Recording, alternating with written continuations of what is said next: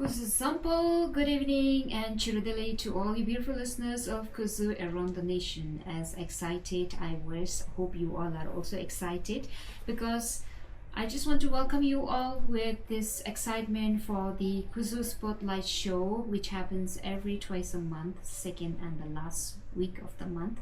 And this is my 13th episode of the show Kuzoo Spotlight, only in Kuzoo FM 105-107, a show where voices from all walks of life come together to inspire, empower, and sometimes make us laugh out loud.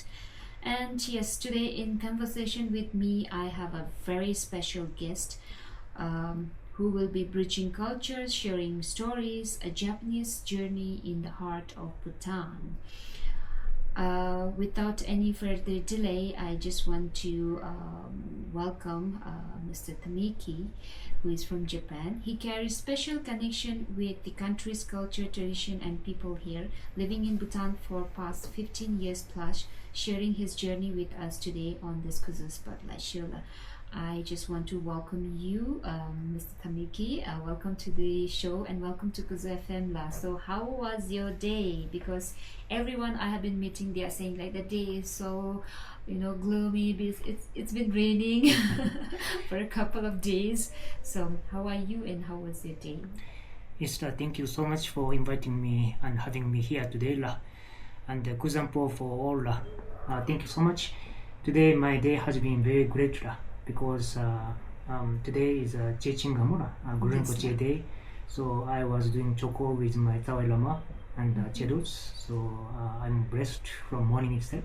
Yes. And I'm happy to be here today. Thank you. Nasta, welcome once again. Pleasure to have you here.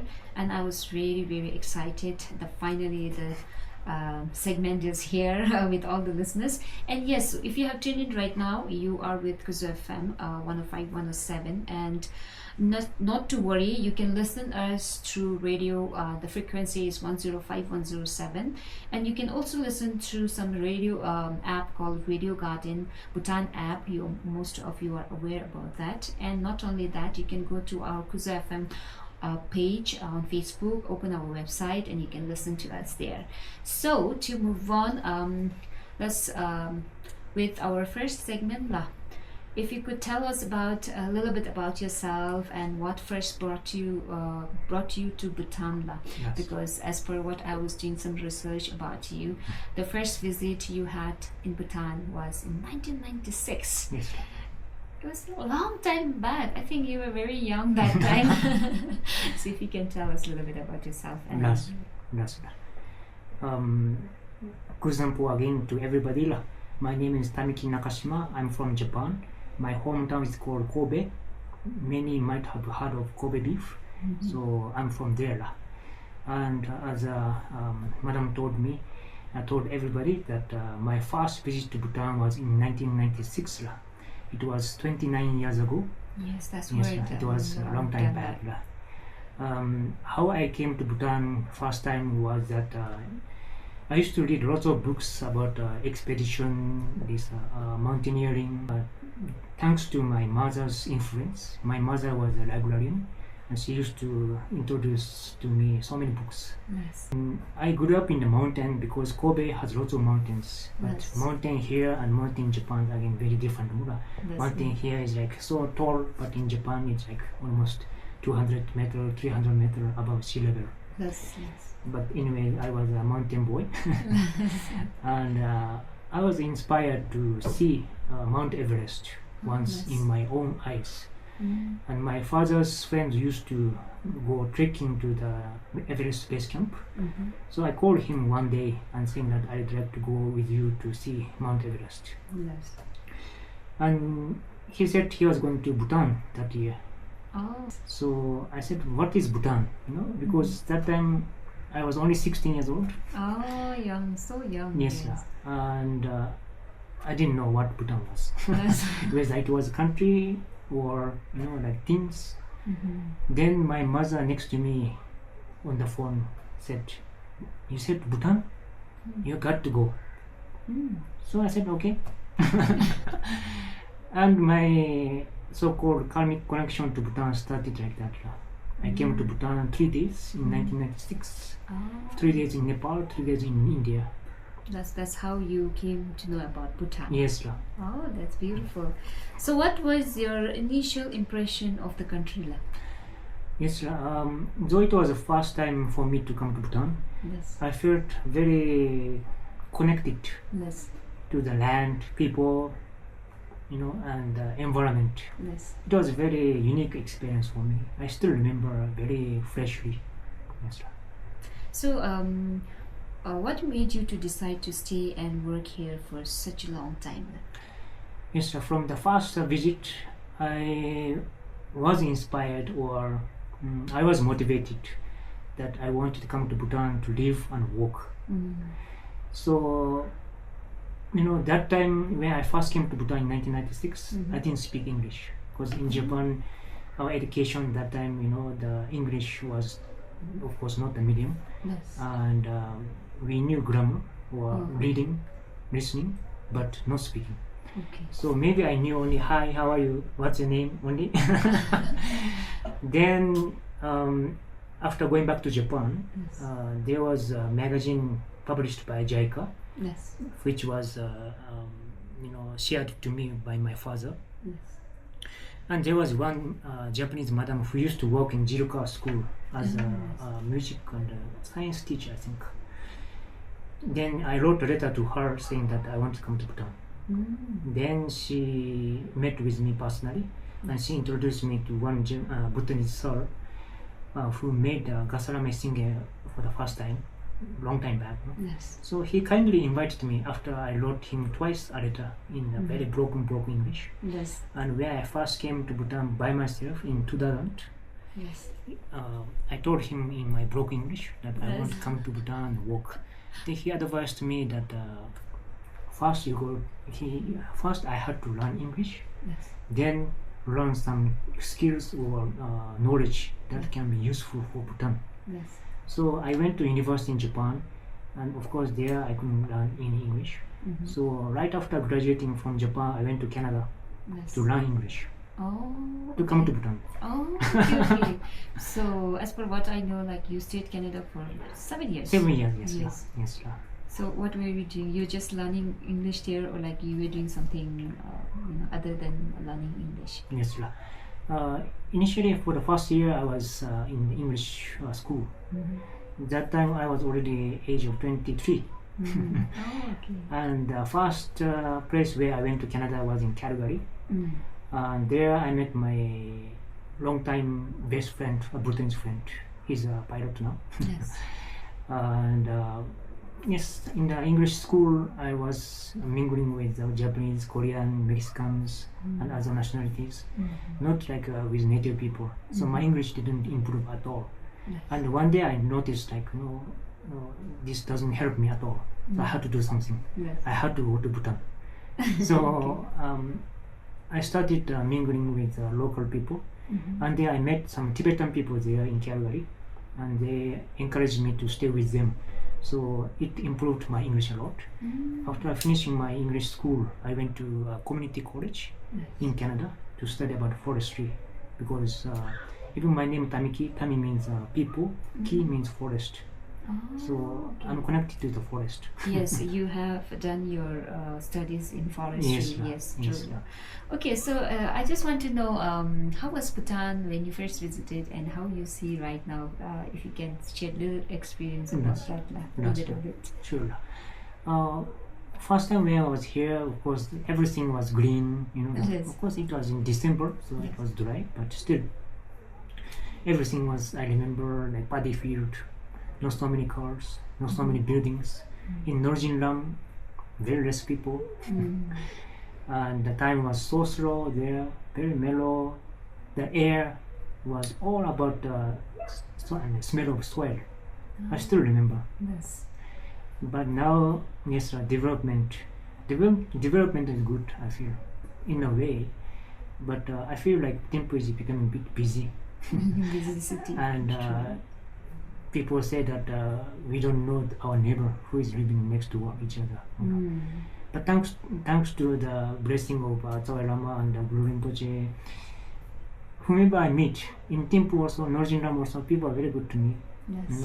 Like that essence of Bhutanese, Yes. the warmth of Bhutanese heart is still remaining in Thimphu, I feel. Yes. Thank you so much, Laya, for sharing all this beautiful insight of what you experienced in Bhutan. If you're tuned in right now, you are still with the Kuzoo Spotlight Show. Today is 13th episode, and you are tuning to Kuzoo 105-107 with me, your host RJ Angel, and I have Mr. Tameki here for today, sharing his journey in Bhutan. 29 years long back. It's something refreshing. Okay, in the next segment we'll a little bit talk about your working experience in Bhutan. So what kind of work or project have you been involved here in Bhutan for this long now? If you could a little bit mention, because as I know, you have worked with different organizations as volunteer, or you have initiated so many good work. Like for example, you worked with RSPN, you worked with WWF, you worked with Thimphu, you worked with ABC Ability Bhutan Society. There are so many areas you have to work with. So if you could little bit elaborate on that. Yes, thank you. So when I was studying forestry in Canada, Yes. I did an internship with RSPN in 2005. Yes. Oh, okay. That was ad hoc connection that Yes. one of my friends introduced me to RSPN, and I wrote to RSPN that I have a skill of GIS, so may I work for, may I do the internship? They kindly accepted me. So I did the internship for 3 months during the summer break from Canadian college. Yes. Then after completing with RSPN, I went back to Japan. I went back to Canada, but I kept on writing to other organizations also that I'd like to do some internship to enhance my knowledge or share my knowledge to Bhutan. Then WWF Bhutan, as well as the forestry department in Bhutan, has accepted in different years for my internship. Then year of 2010, after I completed my university in Canada, even I went back to Japan during the Vancouver Olympics in 2009.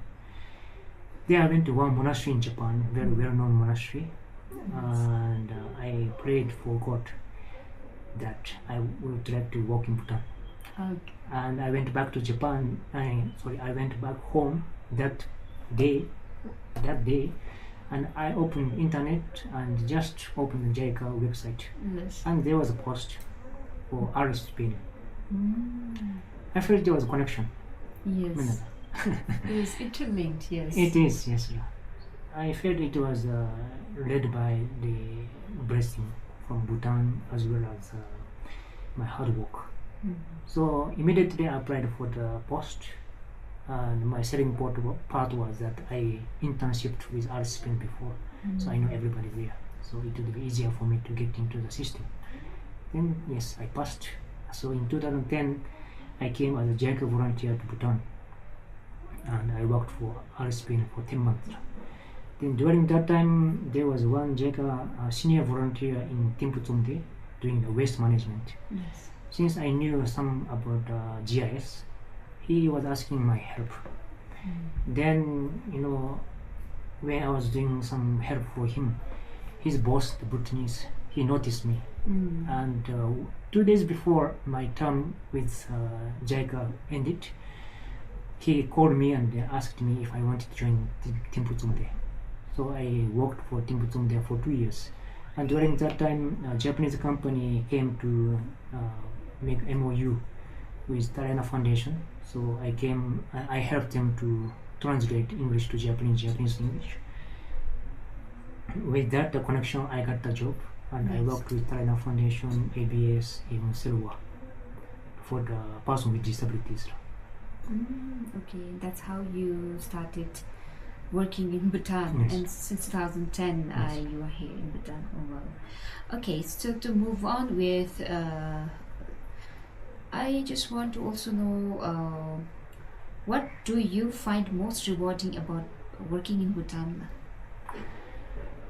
Rewarding in Bhutan, I feel like the close connection with people that not only work or office, but also personal life. We are very deeply connected to the people.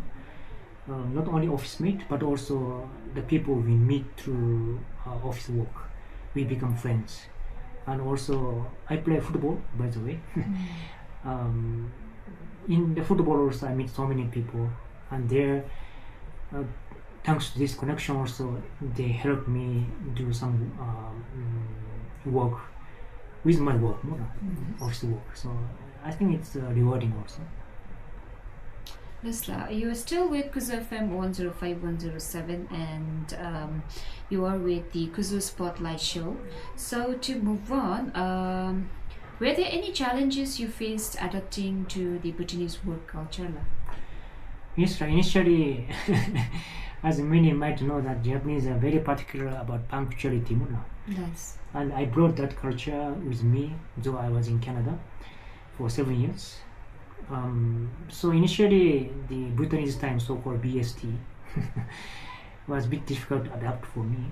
But now, I'm more BST than any Bhutanese, I feel. Sometimes, last time I was in Japan, like almost all the meetings I was late. So yeah, I would say that the BST was initially difficult part for me to adapt. It was time which was really difficult. Yes. Okay, to move on with the next segment, we'll talk a little bit about cultural exchange and understanding. So how has living in Bhutan influenced your way of thinking or lifestyle? Yes, thank you. Since I've been living in Bhutan for the last 15 years, yes. I'm married to Bhutanese and we have 2 kids. Yes.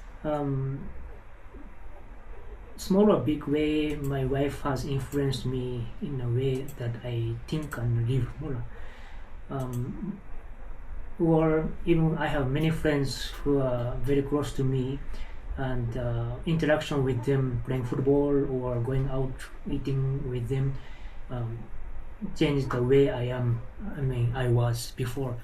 So maybe the way I think is like more positive after coming to Bhutan, because the word in Bhutan, it says kime semenara. Yes. That word is my favorite word in Dzongkha, and it taught me a lot, because I'm somebody very particular and systematic way in a way, but when it comes to the work or things which doesn't work the way I want it, then we say keme. Many of my Bhutanese friends used to say keme, nama bege. Then that first initially it frustrated me, but when I look back, it helped me a lot to relax more. So yeah, this kind of culture in Bhutan helped me a lot. Okay, so just to make this session a little bit interesting, if you could also make this session a little bit interesting by even if you could sing a little bit of Dzongkha. Yes. All the listeners, the interesting thing about sir is that he speaks so beautiful Dzongkha.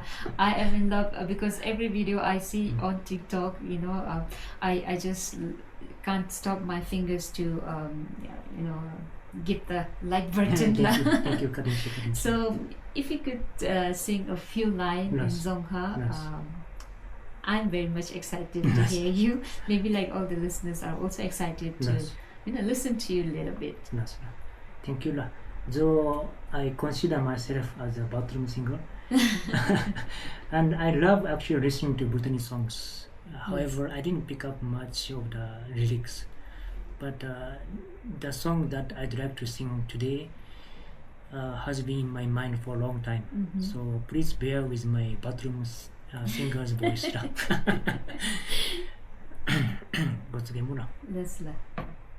If anybody knows, please sing along with me. If I know, I'll also sing with you along. Yes.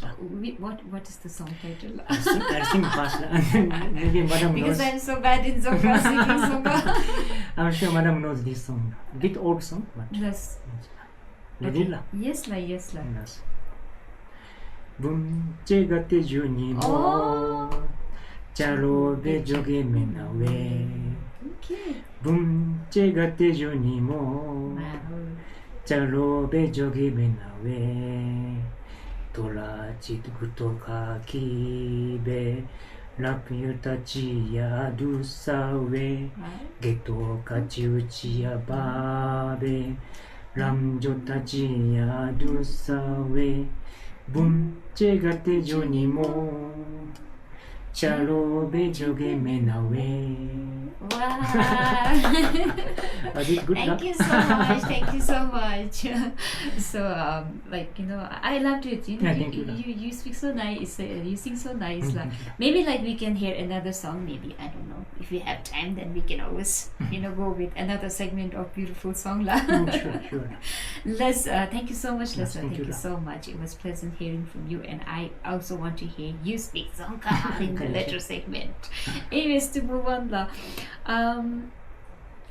I just want to know what aspect of Bhutanese culture do you admire the most? Like, you might be having many things in your mind. I know, I'm pretty sure, but I just want to know what aspect of Bhutanese culture you admire the most. Yes. From my perspective, Yes. Japan, Bhutan shared a lot of similarity in culture-wise also. Yes. And for example, the national attire, the kirago and Yes. the kimono in Japan. In Bhutan, I wear go Yes. often. Even Yes, today, I'm I've wearing seen you go. in go every time. Last time, today, Yes, yes. thank you. Yes, I feel comfortable being go Mm-hmm. rather than in casual pants and shirt, Yes. because I feel I'm part of Bhutan. Yes, yeah, so sweet of you. Thank you. And after getting used to wearing go and spending time in Bhutan so long, Mm-hmm. I feel like Bhutan can teach Japan a lot about this preserving the culture. Yes. Of course, Japan also have preserved a lot of culture and traditions. However, this national attire part, for example, is losing in Japan a lot. I don't know how to wear a kimono myself. And perhaps in my whole life, That's so long as I remember, I wore the men's kimono only twice. okay. But that's it, like in Bhutan, I always wear go. So this is one of many admiring thing in Bhutan Yes. that I have about culture. That people, I think from my perspective, Bhutanese have pride in wearing their national dress. That I really admire. So, if you could also share like some similarities you see between Japan and Bhutan, Yes. whether it is value or culture or tradition. So, if you could mention a little bit some Yes. similarities. Yes. And the way we greet, for Yes. example, the bow. The Japanese, we don't shake hands much, or we don't hug much, but we bow. So Yes. Bhutanese also bow. Yes, yes. It's quite similar. Yes, we just bow our heads and say, Yes, for example, for example, Yes. even I don't know if it's a culture, but even counting, it's quite similar. Chi ni sun ji ga dun gi dun din ge gu chitam. Yes. We say 1, 2, 3, 4, 5, 6, 7, 8, 9, 10. After chutam, 11, 12, 13, 14. It's Japanese and Bhutanese same. No, okay. That's the similarity. Yes. Nice. We have a little bit of similarities now and then. Okay, so to move on, now we'll learn into our very, very excited segment, that is learning experience, which you are very much talented with. Okay, so what was that first impression of Dzongkha language to you? And you even speak Shashuk, if I'm not wrong. Little bit. Yes. So, what was your first impression of Dzongkha language? My first impression on Dzongkha was that it has so many this za, ji, like that the sound. Yes. So sounded very difficult for me. Like for example, Thai language, it's like a kind of melodious for me, like singing song. But Yes. Dzongkha was not like that for me for the first impression. Yes. And Shashok was more like a soft for me. Yeah, it's Yes. a little bit softer because I am brought up in this Sashop family. Yes. I can speak fluently Wow. Sashop because good. my husband is also Sashop, so I have to be linking with that because Yes. my mother-in-law don't understand my language, Yes. Lotsam, and Yes. she don't understand Dzongkha. So Shashop is only the language I am very much connected with Yes. her. Yes, that happens. Like even when I learned Shashop for the first time, it was very, very difficult for me. Yes. But yes, after all, I had to learn. So I did it. So were there any particular word or sound that were challenging for you? Like you said, there's so many certain sound in Dzongkha. So were there anything other than that? So long as I remember the sound of nga, I. Yes, like. In Japanese, we don't have that sound. Nga, same nga. I still have some tough time. Some word I can't remember, but maybe madam or even the listener here or my so-called those who watch my TikTok Less. must have noticed that my accent in Dzongkha is very different. That's why you always reply back them saying whatever questions they ask. Say Yes. it's part of it lah. So what motivated you to start learning Dzongkha lah? Because you might have something in mind. That's why you started learning Dzongkha and Yes. Shashop lah. Those who have seen me in person might have noticed that I look like Bhutanese. Yes lah.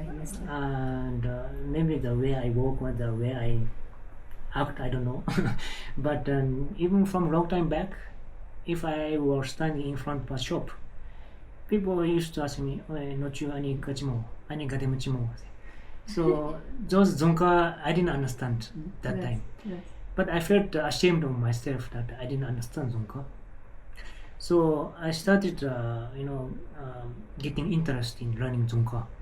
But first part was difficult because I never learned or I never taken any lessons or gone to Dzongkha school. Oh, okay. So what I did was, I did a copy and paste. Okay. So I started hearing my friend or anybody saying to me the word, I just repeat like a parrot Yes. or the small kid. Mm-hmm. Then somehow I picked up Dzongkha like that. So almost all my Dzongkha copy and paste.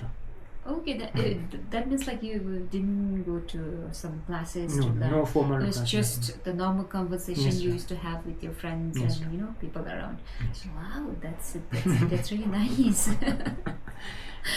And Same people- like mine because I Sure, never sure. went. I just when I used to communicate, and still when I do little mistake, my husband he corrects me saying that this is not this is the right way. So yes, that's how I learned. So same pinch lah.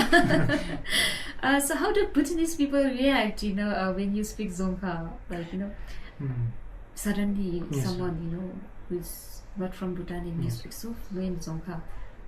So how do they react? Because in TikTok I see like most of the comments are like, you are not Bhutanese, your Dzongkha, it sounds like Japanese. Yes. Of course, even if you go and speak Japanese in Japan, then people might react saying that you're, what kind of Japanese you're, Yes. talking. So of course people are there to, give you the criticism. So No problem. Kemela. Kemela, I'm ever ready to reply your Yes, question. yes. So that's how people react. Okay. Has learning Dzongkha changed the way you experience Bhutanese culture and tradition? Sure, because when I speak Dzongkha, people are more accepting of me, I feel. Okay, more acceptance is there Yes, for you. Okay. people come closer to me, I Mm. feel, and I can be closer to them, I feel. Okay, So, of course, like people talk to me in English, maybe thinking that I don't speak Dzongkha, yes. or courtesy that I'm Japanese. Yes. But from my mouth, Dzongkha comes. So of course my Dzongkha is not that well, versed, but I try my best to speak Dzongkha. But now you're living here for so long, Yes. 15 years plus. Now you are comfortable, communicating in Dzongkha. And Yes. it's perfectly good lah. Yes. There's no harm because you get more connected with Yes. your, people around Yes. you, where the community you live. Like. Yes. So that's a good side, a good part of it. So what advice would you give to the other foreigner friends who want to learn Dzongkha? Sure. So don't be shy. Mhm. Just speak up. Mhm. And if you are, interested in learning Dzongkha like me, copy and paste. You are most welcome. And for example, like if a foreigner comes to Japan as a tourist, Mhm. and he or she speaks to us in Japanese, we feel good, isn't it? Yes. Or that's true. any other countries, or even 1 or 2 words of the native language they speak, we feel good. Yes. So I'm sure, intentionally or unintentionally, people appreciate when we speak. I feel like that. But of course, I'm not speaking Dzongkha for appreciation. Yes. It's just your learning, and you love the language. Yes, that's why you are I love the interested culture in also. yes, Yes. culture. And you have been living here. Of course, you have to have that talent. Otherwise, it's of no use. Living here in the country for so long and you don't know Dzongkha. It's something A shame. Yeah, not shameful, but I should say you must have that talent. Yes. It's part of your talent you have that you pick up so well, and it's just because you have that love and affection, attachment to the Bhutanese culture, Yes. Bhutanese language. That's why it's easier for you to learn that. But if you are not interested, then it is something out of the box. Yes. So with that, I also want to ask you, what is the language you communicate at home? Because your wife is from Bhutan, Yes. and you have 2 beautiful daughters. So how which language you communicate at home? Yes. With Or my with wife. your family, everyone, Sure. at home, especially with your families. Yes. With my wife, we speak in Dzongkha, Yes. Japanese, Yes. English, But your wife Greek. knows Japanese. Yes, she knows okay. fairly good amount of Japanese. Yes. So, yeah, I appreciate that part of Bhutanese. Bhutanese are quite linguistic. Yes. So that I appreciate. So with her we speak this 3 plus little bit of Shashop. But Okay. she always teases me that I didn't learn Shashop. And with So my- then now your next assignment should be little shashop. Shashop. Yeah, I shashop. can understand maybe 50%. Yes. but, Okay. かなり待ってんな、そう。Okay. It's difficult for you to reply back. Yes. Okay. That's something different. But Yes. anyways, you will learn. Now you still live in Bhutan, Yes. so maybe you can now connect more with Shashop friends and maybe communicate more and be perfect. So yes, that you can do that. Yes. So do you I think I should not ask that, but would you again continue speaking Dzongkha when you stay here in Bhutan, learning Dzongkha more in depth? Yes, I'd like to learn more Dzongkha in speaking wise, and also I'd like to learn Dzongkha how to read and write also. Okay. And on the top of that, Mm-hmm. I'd like to learn how to read Choke, so that I can read prayer books. Oh, So okay. whenever I go to prayer session, Yes. I feel a bit left out because I can't read. Ah, But at least I can follow where they are praying. so, the- are you planning to join any courses or classes? Because for Chiki, you have to have someone to direct you because Perhaps, it's something different lah. Yes, But yes, even learning Dzongkha also, you can maybe have a friend who can give you a lesson for maybe like 1 hour, 2 hour. Yes, That's simple, thing. If you are interested, then sure. nothing can stop you. Of course, I'm into it. Yes. In fact, I can read a little bit Dzongkha at the moment, but then I'd like to enhance more, of course. Yes. Okay, you are still with Kuzoo Spotlight Show only on Kuzoo FM 105, 107, and I'm having the beautiful evening of this beautiful Friday with Satameki, who is just sharing his experience about, cross-border, I should say, culture, tradition, how he is learning Dzongkha. So we have our last segment before we wind up the show. It's already 4:44 and we have 15 minutes next. Sure. So we'll quickly run down. It's just the takeaway and the reflection. So not to worry, I don't have so many serious questions for you now in the next segment. Yes. So I just want to ask you, what do you think Bhutan and Japan can learn from each other? I feel like Japan should learn from Bhutan how to relax, how to take own time, and how to even care for their family, their kids. It's not a criticism, but what I have experienced in Japan is that it's just one of my experiences in Japan. So it may not reflect on everything, but when my kids in Japan was sick, I couldn't take a leave from work. So it happened once, twice, and then it hurt me so much. Because in Bhutan, if the kids or the family member is sick, everybody takes care of it. That I really appreciate. So then what Bhutan should learn from Japan? Maybe like yes, of course, each other, learning each other. Maybe punctuality. Little bit, because making others wait for half an hour to 1 hour is not a good idea. So maybe a bit considerate about timing. Maybe not. We have this Bhutan stretchable time. For me, it's so no problem. Like, but we have a meeting at 10, so some who are very punctual will reach on time 10 waiting. And when it turns out 10:30 will be the exact timing. Yes, of course. I have experienced that a lot more time with my previous workplace or with friends. Like I wait for them to hang out at. We'll say like we'll meet exactly at 5 o'clock. Yes. Okay. 5 o'clock, I'm just still waiting, and I don't have patience to wait. I'm so bad in that. Yes, of course. Thank you so much for sharing that. And after living here for so long, I just want to know, what does home mean to you? Yes, I'm not sure if Bhutan or Bhutanese, my friends here, accept it, but then I feel Bhutan is my home at the moment. Yes. Because I've been living so long, and then I'm surrounded by so many beautiful souls. Yes. Beautiful people. Whomever I meet in Bhutan, everybody is very good to me. Yes. Caring, kind, gentle. Of course, it's not saying that the people in Japan are bad.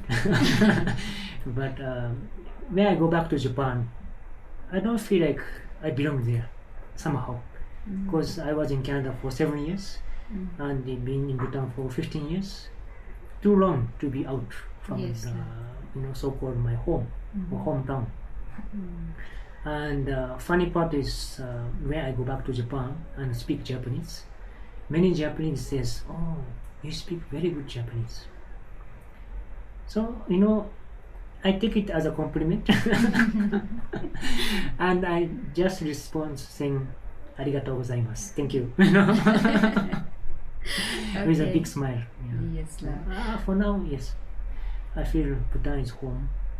That so you don't miss home? I miss sometimes Japan, especially the food or my family. But so you have been here for long, and maybe like you go to meet your parents. But is there any reaction from your family over there in Japan? Yes, and they also half jokingly say that you are no more Japanese, typical Japanese. Yes, on a certain part, 50, Yes, maybe 50-40%. Yes. Because this, I feel Bhutan as a home is thanks to people surrounding me. As I said, beautiful souls, beautiful people. I really appreciate people I meet and so-called friends, guru, everybody. I really appreciate. Yes, thank you. Thank you so much, La. As we are coming towards the end, the very last, I should not say question, but I can say last thing I just want you to do is, I want you to close the session, very last message for all the beautiful listeners. Yes. And once again, thank you so much for sharing your journey with Kuzoo FM, with the show Kuzoo Spotlight. I hope you enjoy. So the last message, I want you to do it in Dzongkha. Oh. So you can take it something from our side to you. Yes. Your last maybe like message or any advice or anything else. Yes. I'll just want you to do it in Dzongkha. Okay. Yes. Your time starts now. That's dari nga na invite bebe namasa no kadin chela nga dari enjoy bela then nga de do gig up na debe lo chunga chenga has juila then do gig up namasa na gaila ani do gig up de jinkam zumbe na Gachirula. Me the stem regime. Yes. Then the sago desu namasama kitonton ka here. Niki Dzongkha de kanra teni mendute na. It's okay, la. It's okay. That is the serious part of yours.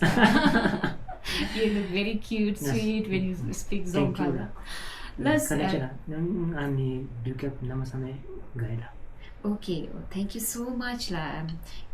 You have that so sweetness in you when you speak Dzongkha. So thank you so much sharing little few lines of your Dzongkha with us, and hope that I will get to listen more in Dzongkha in your TikTok videos or the vlog you do. Thank you so much. And yes, I also want to thank you personally for saying yes to the show. I wanted to tell people that nothing can stop you if you are interested in doing anything in life, because this is the main headline highlight of the show, yes. Because you being not from Bhutan but living in Bhutan, you have adapted and you have learned so many culture, tradition, like you will go every time, yes. Wherever you go, and you speak Dzongkha, you try your best to give your best, yes. And there are people who appreciate you a lot, like me. I really appreciate when you speak Dzongkha, and there are people who appreciate you, and there are people who criticize you or tell some bad comments, but never take it in your heart. Always take it as a constructive criticism, yes. I should say, because that's what I carry every time with me. Whenever people comment me with my flaws, yes. I always take it as a constructive criticism. That takes you a long way. Yes. So thank you so much once again. So now we are towards the end of the show, and I'm so happy to have you once again here. Thank and you. Communicating with you, knowing you for the first time, and my first impression meeting you was wonderful. We had this great conversation, you sharing your experiences with me, and yes, I sharing my experiences with you. Thank you so much. Thank you so much, sir, for being here with Kuzoo FM and sharing your experience and stories and many things about new changes you see in Bhutan. Yes. Thank you so much. Thank you so much. If you have anything you want to tell or share. Sure. Since this show is also targeting youth tomorrow, so I'd like to share one quote that I carry in my mind every time, Yes. which is where there is a will, there is a way. this truly comes true when you really put your effort on it. Nice. First time when I came to Bhutan, and I was always thinking that I'm coming to Bhutan to work. Now, what happened? I'm here for 15 years. So, please remember this word. Where there is a will, there is a way. Yes, la. Okay, La, with that, I'm closing this segment of Kuzoo Spotlight here. So I just want to wish everyone a very happy weekend. Happy Halloween. Today is Halloween. So you have any plans? Halloween? Yeah. I didn't know it was Halloween today. Yes, it is, because every year 31st is celebrated, October Right. 31st is celebrated as Sure. Halloween. So yes, if you don't have plans, anyways, happy Halloween and happy Halloween too. weekends Thank to you. you and your family. Convey my warm regards to your family Sure. too. La. Same to you. And thank you so much. And yes, hope we'll meet again Sure. with other work, and maybe I may call you in other talk shows. Maybe. Sure. I Sure. never know. So thank you so much on behalf of myself and on behalf of Kuzoo family. I would like to thank you. A great stay. You have been here for a long time, and hoping that you'll continue staying here and learning more beautiful things about Bhutan. Sure. So thank you so much, and to thank all the beautiful listeners for tuning into the show and being with Kuzoo FM. Bye bye. Take care. Thank you so much.